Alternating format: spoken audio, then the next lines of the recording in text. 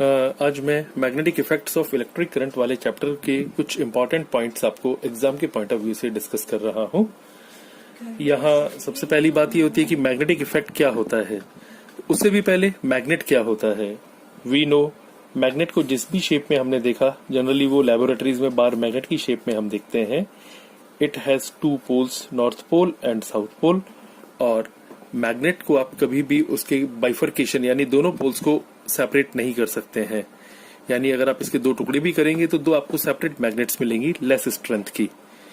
Magnet की सबसे खास बात इसकी डायरेक्टिविटी होती है। इसका मतलब ये होता है कि ये हमेशा नॉर्थ और साउथ डायरेक्शन के बीच में ही मूव करेगी। आप अगर एक मैग्नेट को एक थ्रेड की वजह से लटका देते हैं, फ्रीली सस्पेंड करते हैं, then it always align itself in north and south direction. यही मैग्नेट की सबसे खास बात होती है। Magnetic effect of electric current में मिस्टर ओर्स्टेड जो साइंटिस्ट थे, उन्होंने ये फाइंड आउट किया कि अगर हम किसी एक कंडक्टिंग वायर, किसी भी एक मेटलिक वायर में करंट फ्लो करते हैं, याद कीजिए अगर मैं इसको एक सेल और एक की से कनेक्ट कर देता हूं और की को ऑन करेंगे तो करंट फ्लो होगा फ्रॉम पॉजिटिव टू नेगेटिव। तो जैसे इस मेटलिक वायर में, ये हम वायर को थोड़ा सा डिफरेंटली दिखाना चाहते हैं, जैसे ही हम करंट फ्लो करते हैं तो इसके पास रखा हुआ कंपास नीडल डिफ्लेक्ट हो जाता है। कंपास नीडल एक छोटा सा कंपास मैग्नेटिक पार्ट होता है। ये सिर्फ तभी डिफ्लेक्ट होगा जब इसके आसपास कोई मैग्नेटिक फील्ड होगा। तो ओर्स्टेड जो साइंटिस्ट हैं, उन्होंने ये प्रूव किया कि जैसे ही हम सर्किट में करंट फ्लो करते हैं वैसे ही यहाँ पर जो नीडल है वो डिफ्लेक्ट होती है। मैं डिफ्लेक्शन की डायरेक्शन पर बात नहीं करूंगा, बट डिफ्लेक्शन ये शो करता है कि यहाँ पर करंट की वजह से मैग्नेटिक फील्ड प्रोड्यूस हो रहा है। आप करंट को अपोजिट डायरेक्शन में भी लेके जाएंगे तब भी ऐसा होगा। तो यहाँ पर ओर्स्टेड ने डिक्लेयर किया कि जब भी हम किसी कंडक्टिंग वायर के पास मैग्नेट कंपास नीडल लेकर के आते हैं और उसमें करंट फ्लो करते हैं, देन यहाँ पर उस वायर के अंदर, कंडक्टर के अंदर मैग्नेटिक फील्ड प्रोड्यूस हो जाता है। Then come to the next point, magnetic field. Book में इसकी बड़ी अच्छी डेफिनेशन है, मैं सिर्फ बोल रहा हूं, आप उसको कहीं से भी निकाल सकते हैं। Field around a magnet where another magnet will experience some force. जैसे मान लीजिए ये एक मैग्नेट रखी है, तो इससे कुछ दूरी तक, मैं नहीं डिस्क्राइब कर सकूंगा कि वो दूरी क्या होगी, लेकिन अगर एक दूसरी मैग्नेट रखने पर वो या तो इसकी तरफ अट्रैक्ट हो या इससे रिपेल हो, तो उन दोनों केसेस में हम बोलेंगे कि पहली मैग्नेट का मैग्नेटिक फील्ड यहां तक है। एग्जाम्पल के तौर पर हम हर एक चीज में टेरिटरी बांटते हैं। जैसे पुलिस स्टेशन की भी डेफिनेशन देते हैं, तो पुलिस स्टेशन का अपना एक एरिया होता है कि इस एरिया तक ये पुलिस काम करेगी, उसके अगले एरिया में दूसरा पुलिस सेक्शन काम करेगा। ठीक ऐसे ही किसी एक मैग्नेट की वजह से कुछ दूरी तक उसका इम्पैक्ट रहता है। उसमें अगर कोई दूसरा छोटा मैग्नेट हम लेकर के आते हैं तो या तो वो अट्रैक्ट होगा या वो रिपेल होगा। ऐसे एरिया को, ऐसी जगह को हम मैग्नेटिक फील्ड बोलते हैं। मैग्नेटिक फील्ड की एक और प्रॉपर्टी यहाँ पर मैं डिस्कस करूंगा मैग्नेट की, कि यहाँ पर जो अनलाइक पोल्स होते हैं वो अट्रैक्ट करते हैं, जबकि लाइक पोल्स रिपेल करते हैं। यानी कि नॉर्थ पोल को रिपेल करेगा, लेकिन नॉर्थ पोल साउथ पोल को अट्रैक्ट करेगा। उसी को यूज करते हुए हम मैग्नेटिक फील्ड लाइंस की बात करते हैं। ये एक छोटा सा कंपास निडल का जो एरो वाला पार्ट होता है वो नॉर्थ पोल को रिप्रेजेंट करता है। जैसे ही मैं इस कंपास निडल को किसी एक बार मैग्नेट के नॉर्थ पोल के पास में रखता हूं, तो इसका नॉर्थ पोल रिपेल होता है और किसी एक डायरेक्शन में आ जाता है। वहां पर जिस डायरेक्शन में कंपास निडल का नॉर्थ पोल इंडिकेट कर रहा है, वहां पर हम एक डॉट लगा देते हैं। ओके, अब अगर मैं इस कंपास निडल की पोजीशन को चेंज करके दूसरी जगह पर ला करके रखता हूं, तो वापस से नॉर्थ पोल किसी एक पर्टिकुलर डायरेक्शन को इंडिकेट करता है, मैं फिर एक डॉट लगा देता हूं। तो एक्चुअली में हम कर क्या रहे हैं, क्योंकि बार मैग्नेट को हमने फिक्स रखा हुआ है, we are not going to disturb it. हम यहाँ पर एक छोटा सा कंपास निडल है, उसको अलग अलग पोजीशन पर रख करके आगे मूव कराते हैं। जैसे जैसे डॉट हमें किसी डायरेक्शन में मिल रहा है, उसी डायरेक्शन में हम कंपास निडल को आगे लेते हुए चलते हैं और हमें ये मिलता है कि देयर इज ए पाथ। ये कंपास निडल एक छोटा सा पाथ फॉलो करता हुआ आ गया। अगर मैं एक्चुअली बोलूं तो यहाँ पर एक छोटा सा नॉर्थ पोल था जिसका पाथ हम ट्रैक कर रहे हैं। ये नॉर्थ पोल इस नॉर्थ पोल से रिपेल होते हुए साउथ पोल तक आ गया है। इस तरीके का जो स्ट्रक्चर हमें मिल रहा है, या इस तरीके की जो लाइंस हमें मिल रही है, या इस तरीके का जो कर्व हमें मिल रहा है, इसी को हम मैग्नेटिक फील्ड लाइंस बोलते हैं। मैग्नेटिक फील्ड लाइंस के पैटर्न्स आप खुद भी बना सकते हैं। थोड़ा सा लोहे का बुरादा, आयरन फाइलिंग्स ले लें और किसी बार मैग्नेट के चारों तरफ उसको रैंडमली डाल करके और उसको ऐसे टप टप टप टैप करें, तो आप देखेंगे कि वहां पर एक छोटा सा पर्टिकुलर स्ट्रक्चर, जो कि बुक में फिगर 13.2 के नाम से है टेक्स्ट बुक में, वो आपको मिल जाता है। वी कैन ड्रॉ ऑल्सो, तो एक्चुअल में मिलता है, लेकिन डेफिनेशन वाइज अगर हम बोले तो मैग्नेटिक फील्ड लाइंस क्या है? किसी कंपास निडल के नॉर्थ पोल का या किसी यूनिट नॉर्थ पोल का मूवमेंट किसी भी एक बार मैग्नेट के अराउंड, वो जिस भी पाथ पर चलेगा उसको हम मैग्नेटिक फील्ड लाइंस बोलेंगे। मैग्नेटिक फील्ड लाइंस की 3 प्रॉपर्टीज होती हैं। मैं बहुत ही शॉर्ट में लिख रहा हूं, जो मैं बोल रहा हूं अगर आप सुनेंगे तो बड़ा अच्छे से समझ में आएगा। मैग्नेटिक फील्ड लाइंस हमेशा नॉर्थ पोल से चलती हैं और साउथ पोल पर फिनिश हो जाती हैं। It starts from north pole and ends at south pole. एक और शब्द जो बुक में लिखा है, इट इमर्जेस, यानी स्टार्ट होती है नॉर्थ पोल से and it merge at south pole. Emerge from north but merge at south, यानी कि नॉर्थ पोल से चल करके साउथ पोल की तरफ ये मैग्नेटिक फील्ड लाइंस चलेंगी। यहां पर भी आप डायग्राम में देख सकते हैं, जो फील्ड लाइन है वो नॉर्थ पोल से चलते चलते चलते चलते साउथ पोल की तरफ आ गई है। ओके, बट कंट्रारी यहां पर एक चीज अलग है। ये हो गया आउटर साइड में, आउटसाइड ऑफ द मैग्नेट, लेकिन मैग्नेट के अंदर यही फील्ड लाइंस चलती है south to north. So outside the magnet, magnetic field line moves from north to south, but inside the magnet they moves from south to north. So आपको क्या मिलेगा इसी डायग्राम को दोबारा देखने पर? बाहर तो चल रही है नॉर्थ से साउथ, लेकिन अंदर चल रही है साउथ टू नॉर्थ। तो यहाँ पर मैग्नेटिक फील्ड लाइंस है, वो एक क्लोज कर्व बनाती है। आपको दोनों चीजें याद रखनी होंगी। एटमोस्ट ज्यादातर केसेस में हम नॉर्थ से साउथ की तरफ बाहर वाली मैग्नेटिक फील्ड लाइंस की ही बात करेंगे। जब भी हम फ्यूचर में बात करेंगे magnetic field lines means outside the magnet, लेकिन मैग्नेटिक फील्ड लाइंस हमेशा एक क्लोज कर्व बनाती हैं, क्योंकि ये अंदर भी चलती हैं साउथ टू नॉर्थ। नंबर 2, ये भी इंपॉर्टेंट प्रॉपर्टी है, कोई भी दो field lines will never intersect each other. मैं यहां पर अगर इसी डायग्राम को एक्सटेंड करूं और मैं आपसे कहूं कि मैंने 2 फील्ड लाइंस बनाई, तो इस तरीके का डायग्राम मुझे कभी नहीं मिलेगा। यहां पर आप इस पॉइंट पर देखेंगे तो ये पता चलता है कि एक फील्ड लाइंस बता रही है कि हमारा जो डायरेक्शन है मैग्नेटिक फील्ड का एक डायरेक्शन में है, और अगर दूसरी फील्ड लाइन की हम बात करेंगे तो ये दूसरी डायरेक्शन में है। सपोज मैं यहां पर एक कंपास निडल रखता हूं, मैंने आपको बताया था कंपास निडल में एक ही निडल होता है, तो या तो वो निडल ग्रीन की डायरेक्शन में जाएगा या फिर वो वायलेट की डायरेक्शन में जाएगा।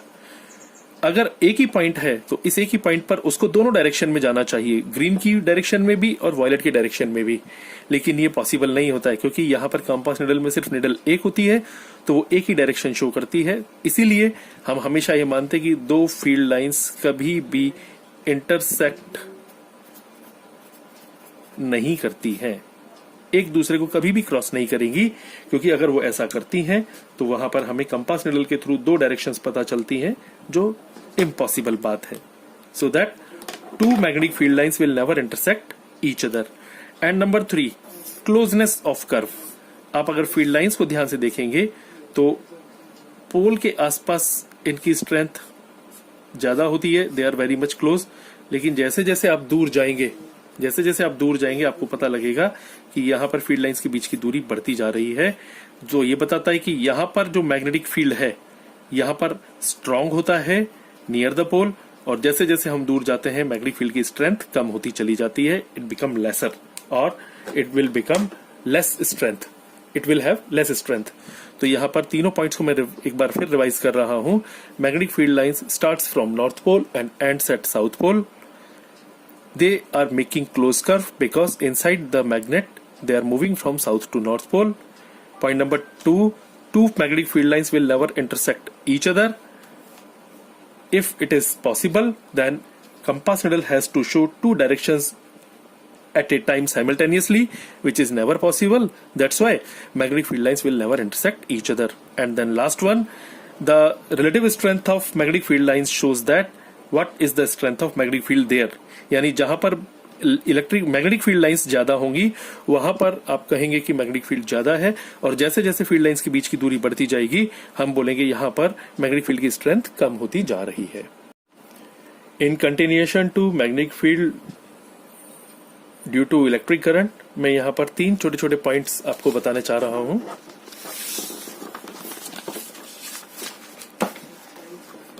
Number 1, if we change the direction of current,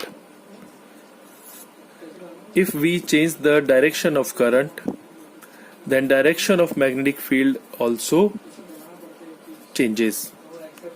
figure 13.5 आप ध्यान से देखें, ये आपको साफ साफ बताएगा, प्रैक्टिकली हम प्रूव कर सकते हैं।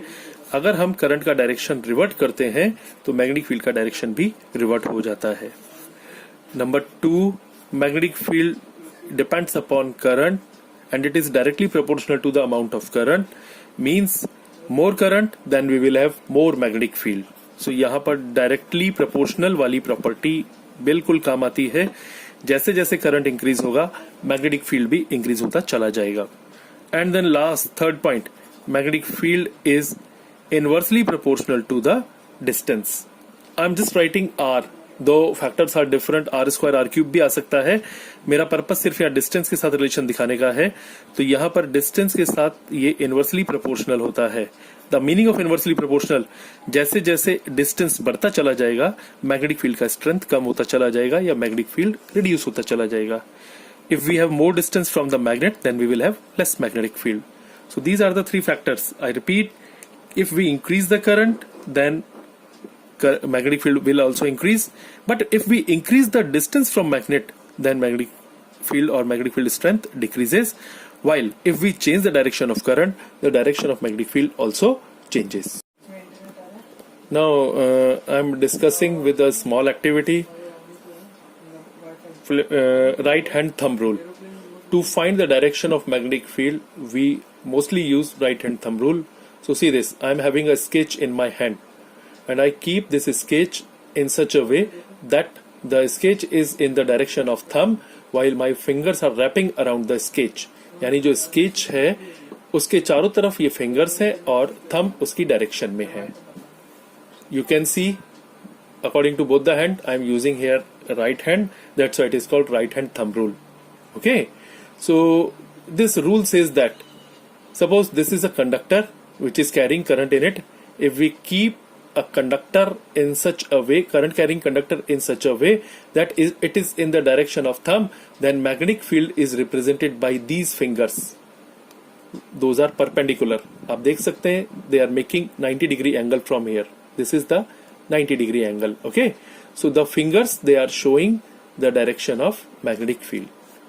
I repeat, current carrying conductor, the direction of current is shown by the thumb, then the direction of magnetic field is shown by the fingers. Those are wrapping around the conductor. Okay, so keep always this rule in your mind. I am hereby explaining now Fleming's left hand rule and Fleming's right hand rule. The both rules are almost identical but they have just one difference between them. See this. According to Fleming's left hand rule,